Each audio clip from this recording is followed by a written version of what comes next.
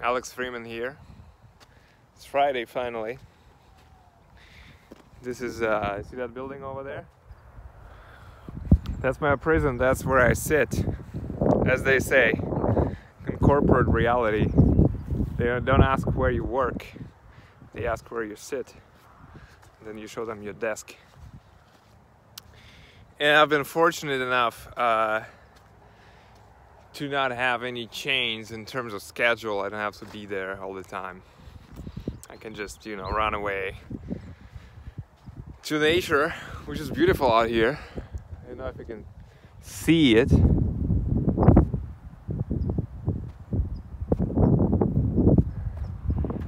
It's looking great. The point of my talk today is that you have no control, or almost no control, over your life or whatever you do, and on many layers actually. Layer number one, physical. Let me ask you this: do you have a body, or are you a body? You have a body, right? That's what we say. I have a body, and it gets sick, or it gets better, or it gets stronger. But it gets stronger, not me. It's the body that we have. So deeply rooted in our minds, there's this idea of us having a body as a vehicle, as an object that we own, that we possess. So body is not us, and our control over our bodies is extremely limited. Way more limited than we think. Let me ask you this: can you stop your heart for 1 minute? Okay, I think it's obvious. Can you poop on demand? Simple stuff. Can you digest food? Can you stop digesting food? No, you cannot, because you have no control over this. And actually, the scale of control you have over your body reflects the scale of control you have over your mind. Because things you can do with your body is to move around. You can hold your breath. That's a good one for meditation. Why breath is the best for meditation is because it's both controllable and uncontrollable activity, which you can hold your breath for a few minutes if you're strong, or a minute if you're not. But then ultimately, that's about how much control you have. Well, you can say, how about the movements?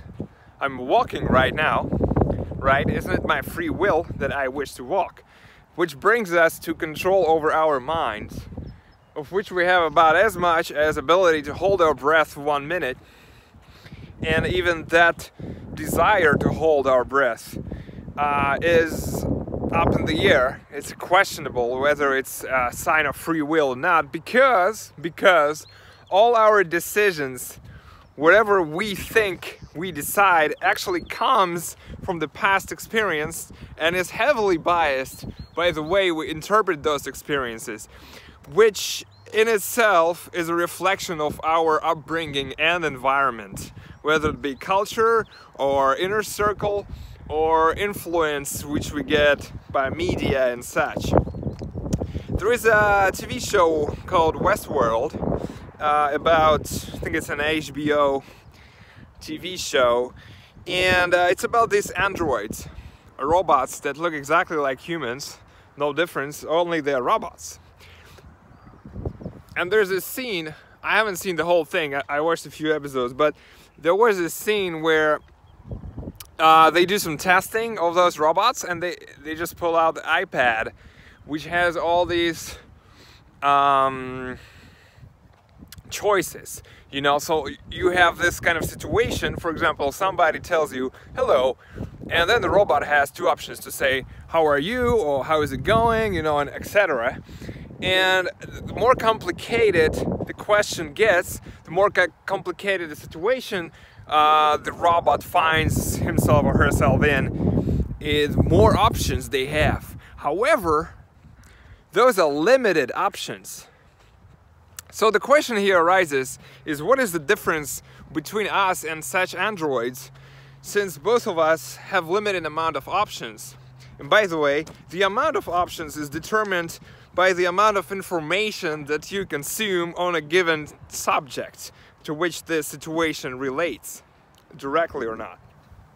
That's why reading books is a great thing to do to your mind, because it enhances the amount of options you have in any given situation. However, they are limited always limited. It's not like they're unlimited. And that's what separates smart people from stupid people, is the amount of options they have. The ability to respond in different ways to different stimuli in different situations. So that means that whatever we say in response, or whatever we do as we react in a certain situation, actually is not up to us. Not really. I mean, the only thing we can do is kind of choose between the options, but those options are in themselves forced emotionally through us. And when I say emotionally, I mean by a different level of our brain, which is a reflection of the mind. It's a physical representation of the mind machine. And as many of you probably know, there are different brains we have, different stages of brain, or different formations, which are all built on top of one another, starting with a reptilian brain, which is the, evolutionary speaking, the youngest, or should I say the oldest part of the brain, which is very primitive. It's basically animal brain. That's kind of brain that comes out with it works very quickly. It comes out of it when, for example, somebody throws at you something, right? And you turn around and you see, there's a split second when you see something is about to hit you. And you can immediately determine whether it's a soft ball or it's a rock. And based on that, your body will move away or catch it or just don't care, you know, because it's soft. So that decision, that split-second decision that you make is actually made by that reptilian brain, and it's so fast that it doesn't even reach your frontal cortex, which is the latest upgrade we have as a species, very recent, which actually has all the culture and ego and all of that crap in there. And we didn't have any of that for a while, according to the theory of evolution. Not to say that this is the ultimate truth, nothing is. However, the huge, overwhelming amount of decisions that we think we make as conscious beings that have free will with our prefrontal cortex are actually just reptile brain decisions.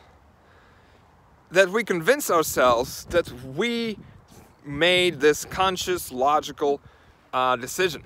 And it's not actually up to us to even make that decision, to choose between a limited amount of options that we have as programmed these robot beings. Which brings me, to sum this all up, to the answer, do we have free will?